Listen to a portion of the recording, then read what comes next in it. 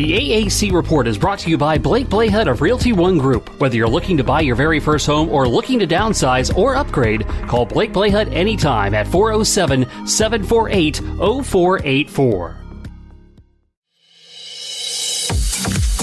This is the AAC Report only on the Knightline Sports Network.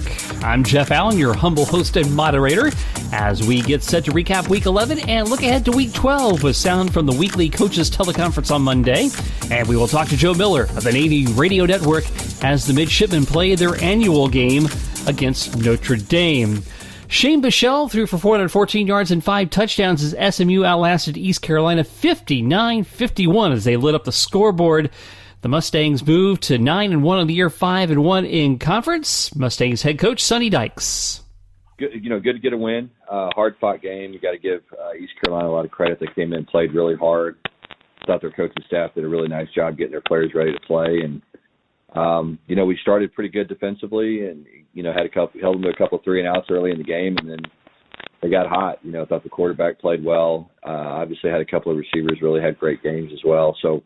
Got to give them a lot of credit. I thought we played well on offense. We needed to have a chance to win the game and to be able to stay ahead. I thought we did a good job addressing some of the issues we had last week against Memphis. We covered kicks well. I thought we did a really good job with our kickoff coverage, and that was a big point of emphasis for us. And I thought our kids played hard, and it was good to get a win. Holton Ahlers tossed 6 touchdowns in defeat for the Pirates, 3 of them going to Tyler Snead, who caught 19 passes.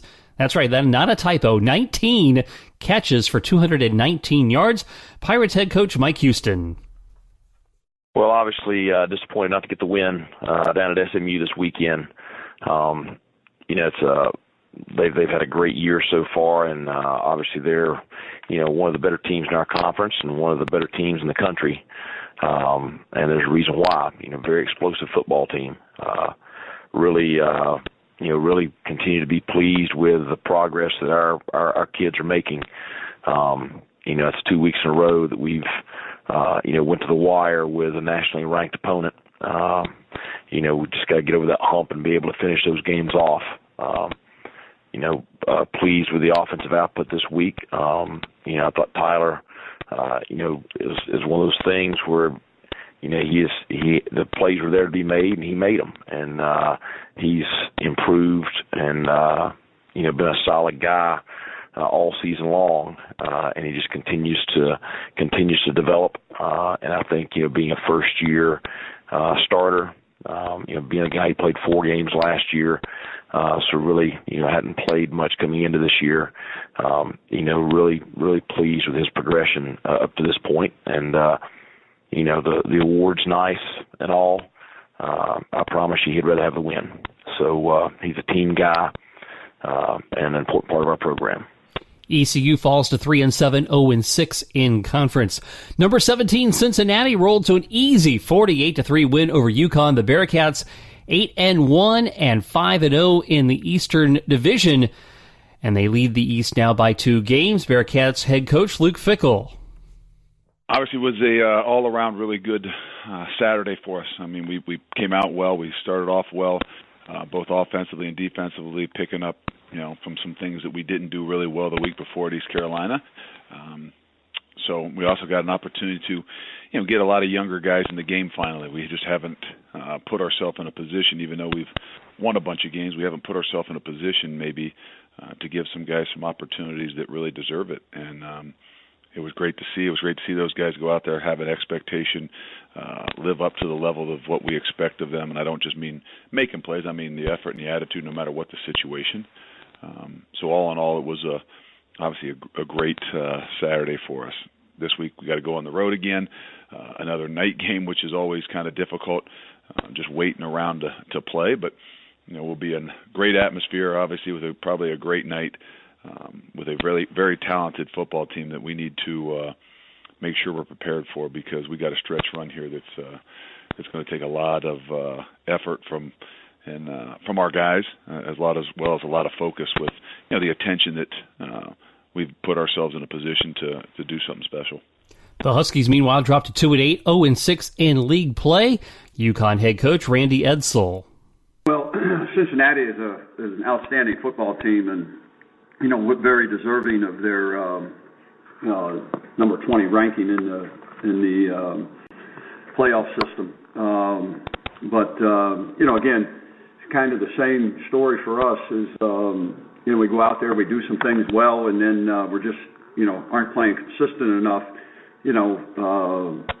to sustain things. But I thought Kevin Mensah had a really good game, rushed the ball. I thought we ran the ball pretty well against a very tough defense. Kevin had over 100 yards. Art Tompkins had a good day there. And, the thing that's hurt us the most defensively is just we're giving up too many big plays. And once we, take care of that, we'll be a lot better. I thought Luke Magliozzi punted the ball well all day long. So, again, we're going to take this week and get away from football and not practice at all. We've had a tough stretch. We played 2 and then had a week, and then we had to play 8. So our kids have been at it since July 30th and, with that 1 week off. And so, again, I think it's just best for them. And plus, we have 2 games after this, ECU and then Temple, and then a week, and then we're into finals. So I think it's just best to let our kids kind of be away from football, get caught up on some academic stuff and recharge their batteries and get their bodies healed and be ready to go for ECU and Temple. Checker Gardner rushed for a career-high 133 yards as Temple moved to 6-3 on the season, 3-2 in conference, and a 17-7 win over South Florida. Owls head coach Rod Carey. Obviously, anytime you can go on the road and get a conference win, that's a good thing. Certainly was a hard-fought game and, was a one-possession game for most of the game there. And we stretched out to a 2 and then came back to a 1. So, really proud of our guys, the way they played, the way they responded coming off of 2 weeks right there. And certainly happy with the outcome. A lot of things to clean up, not perfect. Got to get back to some fundamentals here, and we have already this week. And obviously Tulane is a really good football team, and got a lot of respect for them. They play the game the right way, and it'll certainly be a complete challenge in all 3 phases. The Bulls fall to 4-5, 2-3 in conference, and I believe they still have a couple of timeouts left. Here's Bulls head coach Charlie Strong. We lose a home game and a conference game to Temple is very just disappointing and frustrating. And we know that we have to play better, and we got to be able to move the ball on offense and then not give up the sacks, and then on defense just not give up the big play. But we got a really strong opponent coming in here this week with Cincinnati, a very balanced. They do a great job of running the ball with the 2 guys of Warren and Dokes, and they on defense they can really put pressure on you. So the thing we're going to have to do is we got to win at the line of scrimmage, and we're going to have to play very well. And we know that our hands are going to be very full because Cincinnati is a really, really good football team. Hope you feel better, Coach. Number 18, Memphis and Houston were both idle last week as they head into this week's matchup. Here's Memphis Tigers head coach Mike Norvell. Yeah, I thought our guys did a nice job with the bye week this past week. We had a good week of practice. I thought our guys had the right mindset and approach, just continuing to improve and, learning from the experiences we've had throughout this season. You were able to give them a couple days off there, Friday, Saturday, and then guys came back to work, just normal game week, starting back on Sunday, with all of our focus there on Houston. This is it's another talented opponent. It's one who we have to go on the road. And conference play is always going to present its challenges. Our guys understand the history of this game and the way that it's been played out over the last 5 or 6 years, and so we know that this is going to be a great challenge for us. Our guys got to continue with a high level of execution in our preparation, and then it's going to be a 60-minute contest. You hear this Saturday, so our guys definitely have the right mindset and how we are preparing, but we fully understand what's going to be there for us. And let's hear from Cougars head coach Dana Holgorsen. I mean, it's been fine. I mean, I'm not accustomed to a bye week this late in the year, but we needed one. The way our schedule's set up, we needed one, and hopefully we'll get a few guys healthy. We're running out of bodies and stuff, so hopefully we'll get a few guys healthy and we can line up and play well against a really good Memphis team. And Holgorsen has a lot to say sometimes in these teleconferences. And coach is having the coughs this week, so get them some Vicks. Tulane was also idle last week. They traveled this week to take on Temple. Here is Green Wave's head coach, Willie Fritz. Well, I think it's gone good. We just got done practicing here a little while ago. Last week we went Tuesday, Wednesday, Thursday, and Friday, and gave the guys a weekend off. And sometimes you want to make sure you don't do too much and cut back practices, but also had an opportunity to work on techniques and fundamentals, which you don't get a chance to do as much of during the season as you'd like to. And then we got a chance to go out and do a little bit of recruiting. Luckily, I'm in an area where it's a hotbed of high school football, and was able to see a bunch of good games and a bunch of good players. So back to work now and working on Temple and going up there and playing in the stadium. I haven't had a chance to play in, and I think it'll be a great experience, and looking forward to the challenge. Tulsa finally got the upset they've been trying so hard to land by beating UCF 34-31. Golden Hurricanes head coach Philip Montgomery. Yeah, it was a great team win. I mean, all three phases really contributed to it. We've played, a really tough schedule with a lot of back-to-back, pretty difficult games, and I think our team has improved every week, continuing to get better. Faced a lot of adversity throughout, and they stayed tight and continued to keep believing, and had another opportunity and made the plays there late in the game to get us a big win. And those two guys that you mentioned, Reggie has played well all year. I mean, he's been a guy that has gotten multiple turnovers for us, been able to lock down on receivers and done a phenomenal job. I mean, I think he's a guy that obviously has an opportunity to play at the next level, and really showcasing that this year.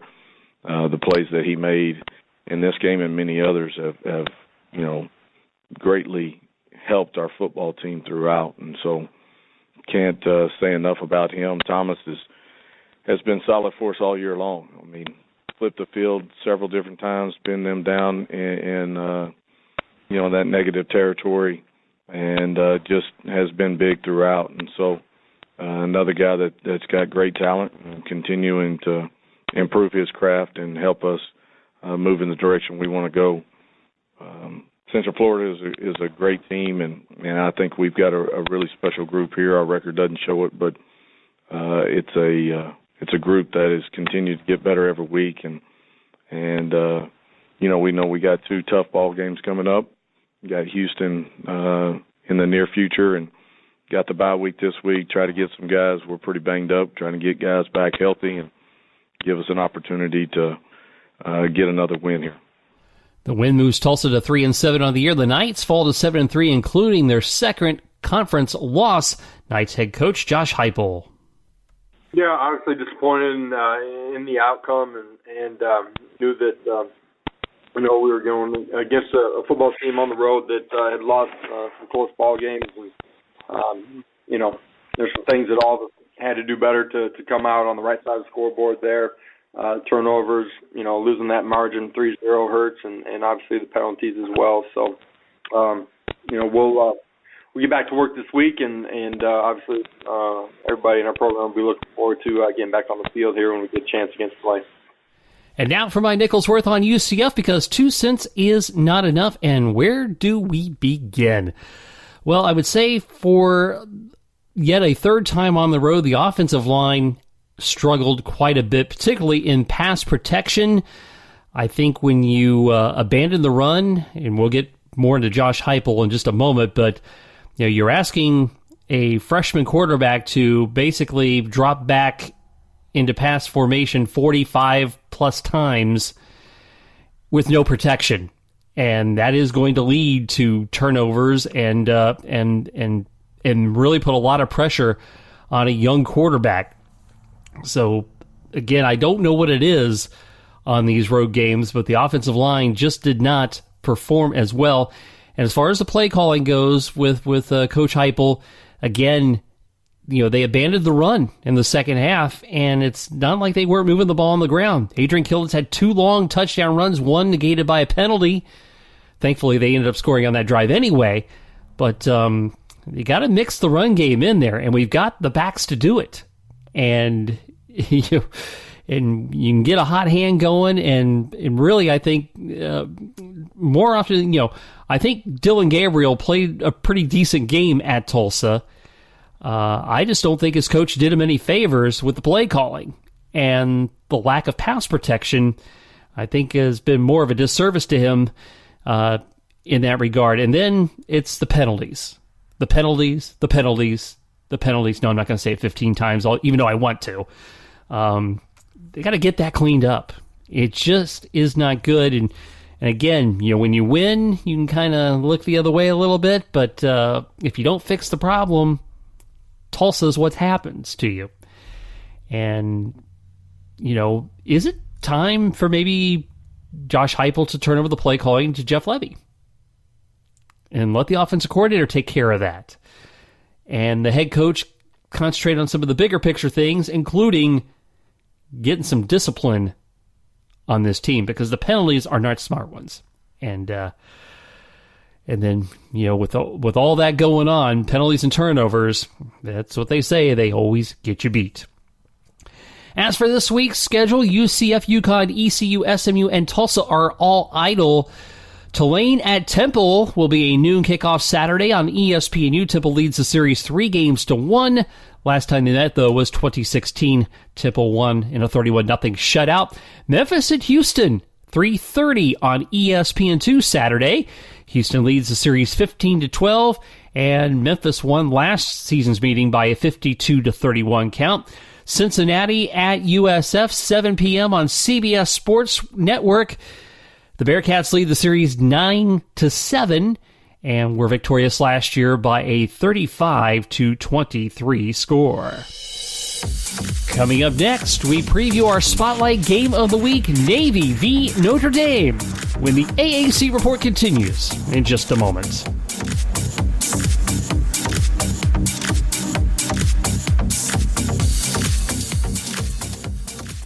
Are you tired of the endless money pit of paying rent? Do you have a home you need to sell for top dollar? Talk to the Hometown Advantage award-winning real estate professional and fellow UCF Knight, Blake Blahut of Realty One Group. Blake has proven to produce results and a smooth process for his clients all across Central Florida. Whether you're looking to buy your very first home or looking to downsize or upgrade, talk to Blake Blahut. Visit him at his website, Blake'sOrlandoHomes.com, or contact him anytime at 407-748-0484. Again, Blake'sOrlandoHomes.com and 407-748-0484. Get the hometown advantage by working with Blake.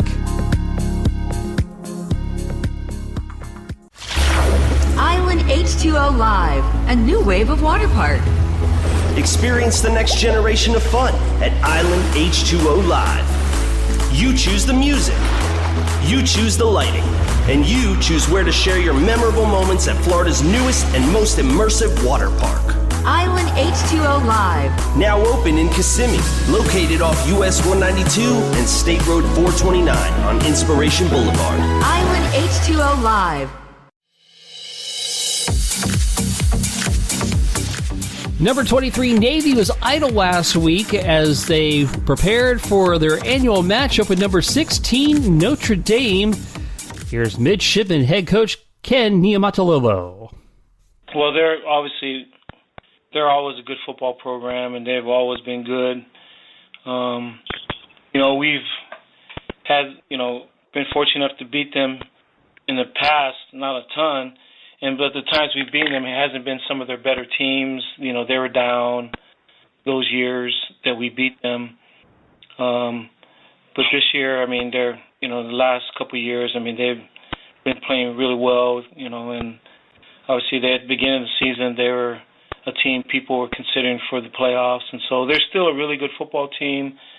For us to be both ranked, it's there's kind of a, that's nice, but we know how good they are. Even if they weren't ranked, like I said, we had a 9-win team, that beat them in Jackson, and they had the ball only 6 times, and we played probably as perfect as you could play, and we only beat them up by a point. And that wasn't one of their better teams. And so we know who they are. It's going to be really, really hard for us to beat them. We got to play well just to have a chance. That's never going to change, and we know that. We'll just go see what happens. But for both of us to be ranked, I think that, something that's kind of cool. But it's still Notre Dame, still a great program, great tradition. But their football team, the 2019 football team's a really good team with good players, obviously a really good coaching staff with a great head coach, and we'll see what happens. Our spotlight game of the week this week is Navy at Notre Dame. And joining us now to talk about the big game and that great college football rivalry is Joe Miller of the Navy Radio Network. Joe, thanks for being back on with us. No problem. Glad to be here. So before we talk about the game itself, this is a series that has stood the test of time. They've played 92 times. And even though Notre Dame has the overwhelming lead in the all-time series, it still is a great weekend in college football lore. There's no doubt about it. I think everybody that is associated with the Navy football program, still gets excited for this game, for this opportunity to play Notre Dame. It's fun for us to go out there, to go to South Bend and go to Notre Dame Stadium with so much history and everything that surrounds it.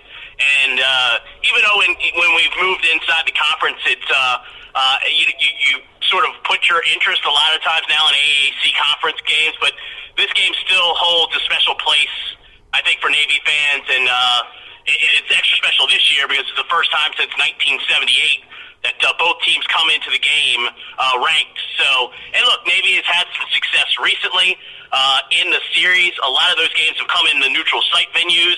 Obviously, they broke the streak back in the mid-2000s at Notre Dame Stadium, but success at Notre Dame Stadium has eluded them the last few times there. So, it's always a great matchup as far as historical reasons, but I think everybody with the football program is looking forward to the opportunity to go there and test yourself against a national power. Yeah, and you talked about the long streak that Notre Dame had, 43 games before it was broken. That had dated back to the Roger Staubach era. It had gone on for so long. What was that elation like for the midshipmen? It was funny. Back then, I was hosting the show from the studio in Annapolis, and I remember just sort of just screaming out loud as soon as we made that stop on a 2-point conversion that won us the game. And I think everybody, there have been times in years past where you'd gone to Notre Dame and maybe, you made a mistake here, or there was an official mistake on a penalty or a spot that people used to really get upset about, that they just wanted to get it over with, to be quite honest with you. And I know when Paul Johnson first got to Navy, it wasn't an expressed, look, at some point we got to break the streak. That was never said, but there was an underlying, I think, sense if you start to turn this thing around, if you start to get this thing going in a winning direction, then inevitably you're going to be able to beat Notre Dame, and they were able to do that. And then a couple years later, up in New York, when they opened the new stadium, the Meadowlands, Navy went up there and comprehensively beat Notre Dame, which was being up there that day. It was, I think it's Brian Kelly's first year, either his first or his second year. And it was really just a weird feeling because you'd battled so long against this team and you'd never had any success. Then you went out in Notre Dame, and then we went to New York, and it really wasn't that close in the second half, and it was a weird feeling. But being on the broadcast, the last time we beat them in Jacksonville was certainly a fun experience. It was a great game. It was Will Worth's year, the year that Navy won the AAC West, and it was just sort of a confirmation of the progress this program had made. And you look at it and you might scoff at it, but I think the sense is that, look, we know that Navy has to play perfect to beat Notre Dame. That mantra hasn't really changed through the years, but I think there is a sense that, hey, we can go there and we can do some things, and let's see how the chips and the cards fall, and maybe you have a shot to win the game late. Well, as we talk about this year's matchup, again, it's not a conference game, but it is a great opportunity for Navy because Notre Dame is ranked, and if Navy continues to win and things fall a certain way, this could be very important for being the best G5 team. Yeah, the team, the coaching staff is all about 1-0. But as us that look at the big picture can sometimes look down the road and say, look, if you win this game, it's certainly a giant feather in your cap when you talk about the national perspective. I think even with the fact that, look, Notre Dame's lost twice this year, but this was a team that went to the national semifinals last year, and they're not that far off from that. If you can go there and win that game, and then somehow, Memphis loses a game, you win the AAC West, and you're in the AAC championship game against whoever out of the eastern side, I think then you look at that, if you go on and win the AAC championship, I think that resume would stack higher than other resumes, assuming everybody would win out. So you would have the Notre Dame victory, you would have a win, obviously, over, you would win the conference championship game. So I think that would set up Navy quite well, and then you'd have to worry about the Army game with all that going on and a potential New Year's Day berth on the line. That would be a lot rolled into that game, but I think, look, the team, the coaching staff, we're going to meet with those guys tomorrow. I guarantee you the mantra is going to be 1-0. Let's just worry about this week. But for a Navy fan and from the Navy perspective, it's not hard to look too much down the road and say, look, if you can win this game, you possibly put yourself in a line for a New Year's Six bowl game, which would be a remarkable achievement. But I think everybody within the team's perspective and the team dynamic is just trying to play well on Saturday in South Bend. And as you mentioned, Notre Dame's lost a couple times. One was a real close loss at Georgia, and then the loss to Michigan. So what has to break right for Navy to be victorious in this game? Yeah, I think the one key, and talking a little bit last week during our bye week with the coaching staff and just my looking at the game, I think Navy has to slow down the Notre Dame running attack. I mean, when you look at Notre Dame's success this year, it's when they've been able to run the football. And when they've struggled to run the football, their offense hasn't been as dynamic. And I think Ian Book bounced back last week and played a pretty solid performance against Duke. But if you look at the numbers overall this year, he's been a little bit more up and down than he was last season. And I think a big part of that is he lost some big weapons in the passing game. Losing Miles Boykin was huge for them. He was their go-to guy. They still have Komet and Claypool. Komet, the 6'5" tight end, who's just a matchup beast. And then Claypool's a big receiver as well. They have some guys that certainly can hurt you. But I think it really starts for Navy going back defensively, which has been, their strength all season. If they can stop the running attack, I think that puts them in a good spot. You look at offensively for the mids, look, this season has been all about explosive plays for them. And a big part of that is Malcolm Perry and what he's brought to the equation because of those explosive plays. And now you have the emergence of Jamel Carruthers, who their fullback has burst on the scene and been a dynamic difference maker for them the last few weeks. He's given them 2 games over 100 yards. I think he's got 7 or 8 touchdowns in the last 3 games. He's emerged. I think if they can hit a couple of big plays, whether it be in the passing game or the running game, I think they can have some success moving the football, relatively speaking. What we've seen in this game, when Navy's been ultra competitive in this game, it's been them long, methodical drives that takes time off the clock. The game they won in Jacksonville a couple years ago, there was 13 combined possessions in the game. So that kind of tells you a little bit about what the formula needs to be for Navy. But I still think because they have some playmakers, they had the week off, I think they'll be pretty healthy coming in this game. They've had some nicks across the season this year. I think they'll be ready to go. I think offensively they should be able to move the ball and get 21 to 28 points on the board. And then if they can slow down the Notre Dame passing attack, and limit the rushing attack, I think they'll have a shot in this game to be competitive in the fourth quarter. I think one of the things that you look at is, can you just be in the game in the fourth quarter? And if you have that chance, that ability to be in the game in the fourth quarter, they've had a lot of success this year, Jeff, coming from behind in a late fourth quarter situations. They've won some of those games, and I think, as you can see throughout college football, whether it be any program, if you can have success winning games late, I think that carries over to the next couple of games, and I think it's an opportunity. They have utmost confidence, if they're in a close game in the fourth quarter, that they have a shot to pull out the victory. Yeah, and as you mentioned, Malcolm Perry having a terrific year, already over 1,000 yards rushing in 8 games, and the number that really jumps off the page, 53 pass attempts. Yeah, they got the passing game going in the UConn game, and you can say, look, it's UConn, and I understand that perspective. Everybody seems to sort of get their offense going in the right direction after playing UConn. But I thought he threw the ball as well as he's thrown the ball all season. And you go back to the first game of the season, he got beat up the first couple games of the season, and I thought you saw the passing numbers maybe go down the next few weeks. In the Memphis game, he struggled a little bit in the second half when they needed to make some passes, but I think he's fully healthy throwing the football now, and I think they are really excited about their sophomore wide receiver, Michael Cooper. Look, he's not going to get the ball thrown to him 10 times a game, but he had a big play in the game against UConn. I think he matches up pretty well with some of the stuff they can do downfield. Look, they're not, as everybody knows, they're not going to throw the ball 10 or 15 to 20 times a game, but if they can get a couple of big plays out of that passing game, Jeff, it completely changes the dynamic of their offense.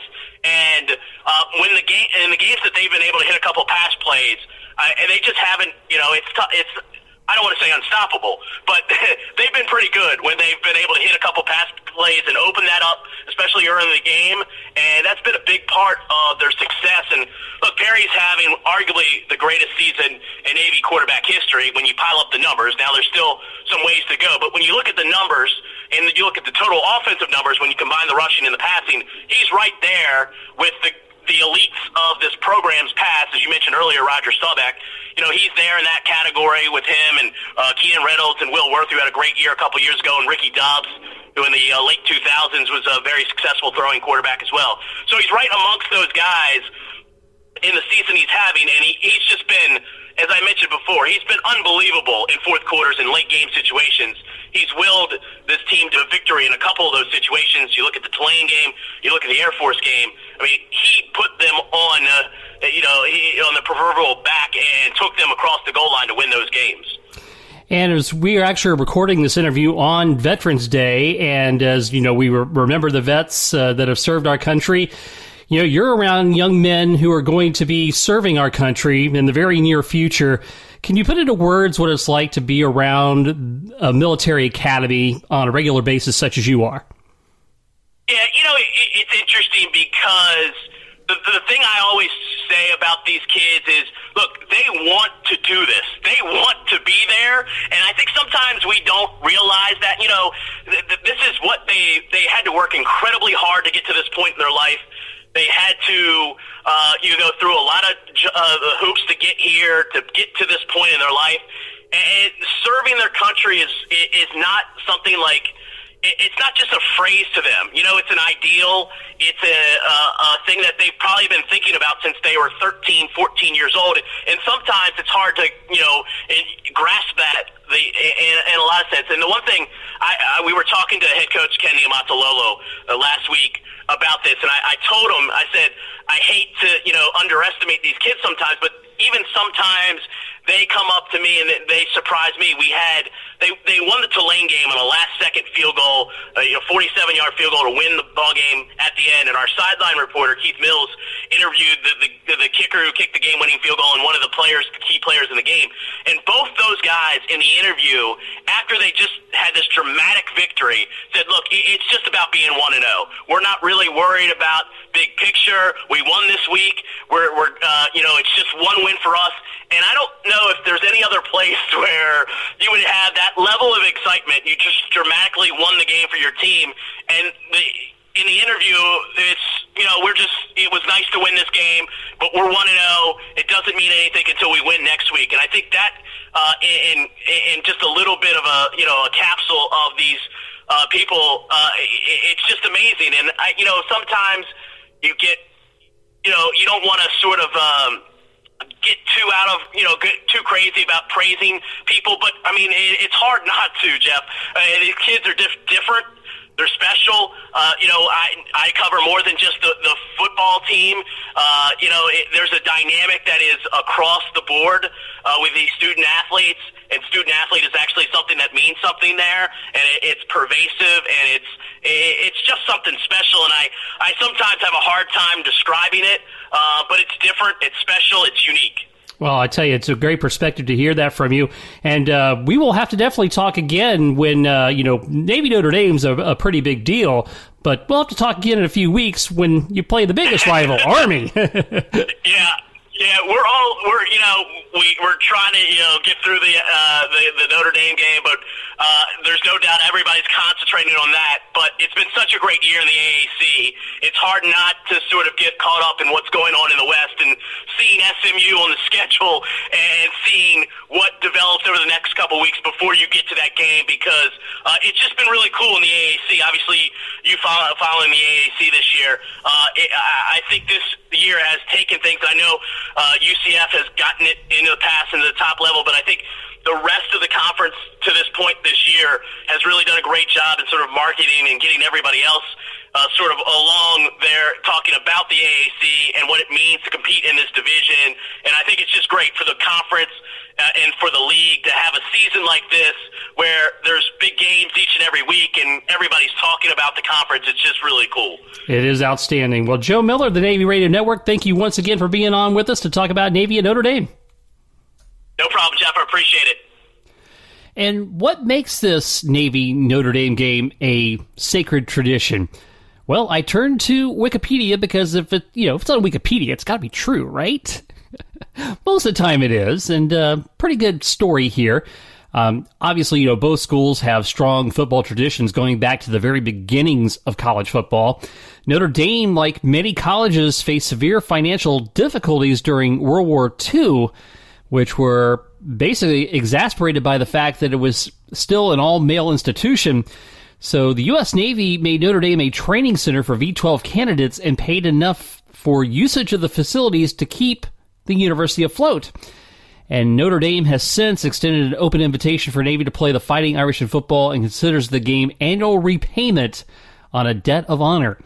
And the series obviously marked by mutual respect, a tradition that started back in 2005, with each team standing at attention during the playing of each other's alma mater after the game. And Navy's athletic director has been quoted as saying on renewing the series, "It is of great interest to our collective national audience of Fighting Irish fans, Naval Academy alumni, and the Navy family at large." And the series continues to be scheduled and continued indefinitely, and renewals are just considered a mere formality. Navy and Notre Dame, 2:30 Saturday on NBC. Notre Dame, as we said, is an overwhelming lead in the series, 76-13 with one tie. Notre Dame won the meeting last year by a 44-22 score. By the way, these teams, when they square off next year, will kick off the season in Dublin, Ireland. And I believe that's the third time that they have made that journey over there for that being a Navy home game. The football honor roll, the offensive player of the week, Tyler Snead. We mentioned him earlier in the podcast. 19 receptions, the most by an FBS player in a game this season. 240 yards, 3 touchdowns, and unfortunately that comes into defeat for them, but it ranks second on the American single game chart, only behind former ECU standout Zay Jones, who had 22 back in 2016 against South Carolina. The defensive player of the week, Reggie Robinson of Tulsa. He, of course, had 5 solo tackles to go with 3 pass breakups and a key interception, which set up the game-winning field goal in the Hurricanes' win over UCF 34-31. And Tulsa also got the special teams player of the week, Thomas Bennett, averaged 46.3 yards per kick on 6 punts, a long of 62 yards, and none of them were returned, 3 of them pinning UCF inside the 20-yard line. And looking at the other sports in the American and women's soccer, the NCAA announces field for the 2019 Women's Soccer Championship. Memphis and USF will be the two squads representing the conference for the second year in a row. First round matches are set for Friday. The American Tournament champion Bulls will travel to Gainesville to take on the Florida Gators. It's the sixth NCAA appearance for USF and their fifth trip in the last 6 seasons. And the Tigers, meanwhile, they were the regular season champs. They will head to Pullman, Washington to take on Washington State. That's an 8 p.m. kickoff. And Memphis is making their 8th NCAA appearance. As far as the men's conference championship playoffs, this past Saturday, South Florida defeated UConn, the 3 seed over the 6 seed 1-0, and the 5 seed Temple defeated the 4 seed Memphis in 2 overtimes by a 2-1 count, setting up semifinals for Wednesday evening. Results too late for this edition of the AAC Report. USF taking on SMU, Temple against number 1 seed UCF. And the winner of those semifinals will square off, Saturday, November 16th. That's this Saturday. And that will be on ESPN3 at 7 p.m. UCF and SMU garnered the major honors following the regular season as the AAC announced the men's soccer awards and all conference teams. And 2 nights, senior Cal Jennings and junior Yannick Odell repeated as major award recipients. Jennings earning the Offensive Player of the Year award, and Odell the Goalkeeper of the Year. SMU senior Eddie Manjoma was tabbed the Defensive Player of the Year, while UCF junior Yanni Sorokin and SMU sophomore Gabriel Costa were named Midfielders of the Year. UCF's Gino Vivi earned Rookie of the Year accolades, and the UCF coaching staff was the Coaching Staff of the Year for the second straight season. Moving on to volleyball, the 16 field for the inaugural AAC Women's Volleyball Championship has been set before the final weekend of the regular season this weekend. Cincinnati and UCF will represent the East Division, while SMU, Houston, Tulane, and Tulsa are set to represent the West Division, and the conference championship match is taking place November 22nd through the 24th at the venue right here in Orlando. And the awards for Offensive Player of the Week, McKenna Melville of UCF logged an all-around weekend in a 1-1 record against East Division competition, placing second in the American in kills with 38 and kills per set 5.43. Also led all conference outside hitters with 28 digs at 4.0 digs per set in those double-double efforts. The Defense Player of the Week is Taylor Horsfall of Tulsa. It's the 6th time this season she has claimed that honor. 69 digs, 8.62 digs per set average, and with no reception errors last week. Turning over to the hoops side of things, men's basketball, some results from Tuesday.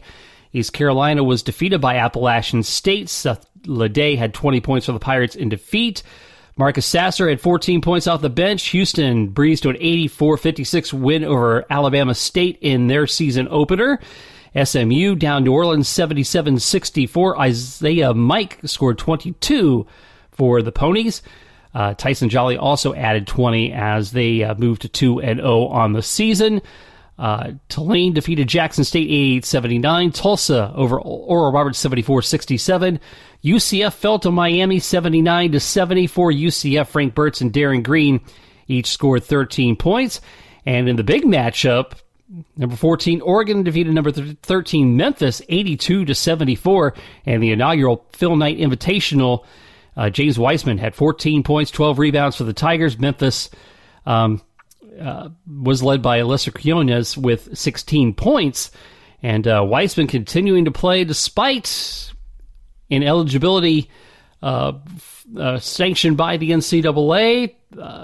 Penny and Hardaway and company went to court, and basically they're going to keep playing and see what happens and how all that situation turns out. We'll keep an eye on that. The players of the week for men's basketball, James Weissman was the freshman of the week, averaging 22.5 points, 10 rebounds, and 4 blocks per game in their 2 victories last week. And Napier Louis of Temple turned a pair of double-doubles in 2 wins for the Owls, averaging 17.5 points, 10.5 rebounds, 5.5 steals, and 4.5 assists and even a block per game. He is loading up the stat sheet there for sure. And in women's basketball, looking at some results from Tuesday, ECU was defeated by William & Mary 78-68. South Florida thumped Howard 82-53, and Houston was defeated by New Mexico 81-71. Looking at the Player of the Week honors, Anna Pahadzik of South Florida picked up where she left off last season, 18 points per game in their 2-0 opening week, including a 7-point win over number 15 Texas. The freshman of the week is Reagan Bradley of SMU, all over the court in the Mustangs' 81-60 win over McNeese. In her college debut, led her squad in scoring with 13, dished out 8 assists, had 5 steals and 6 rebounds in 31 minutes. Also a stat sheet stuffer, if you will. Well, it's a bye week for the Knights this week, but we keep things moving here on the Knightline Sports Network. As always, we will have Knightline in the morning after Sunday mornings on ESPN Orlando 580 on your AM dial with Andrew Fagley. Andrew's back with Trace Trilko for another edition of our flagship program, Knightline, on Sunday night. Adam Eaton and UCF Mike bring you the Sons of UCF. And, of course, we'll keep things rolling here with another edition of the AAC Report for you next week. And, as always, I do invite you to reach out to me on Twitter at any time. You can pick me up on my handle at JeffAllen_88. This has been the AAC Report, only on the Knightline Sports Network. I'm Jeff Allen. Thanks for listening.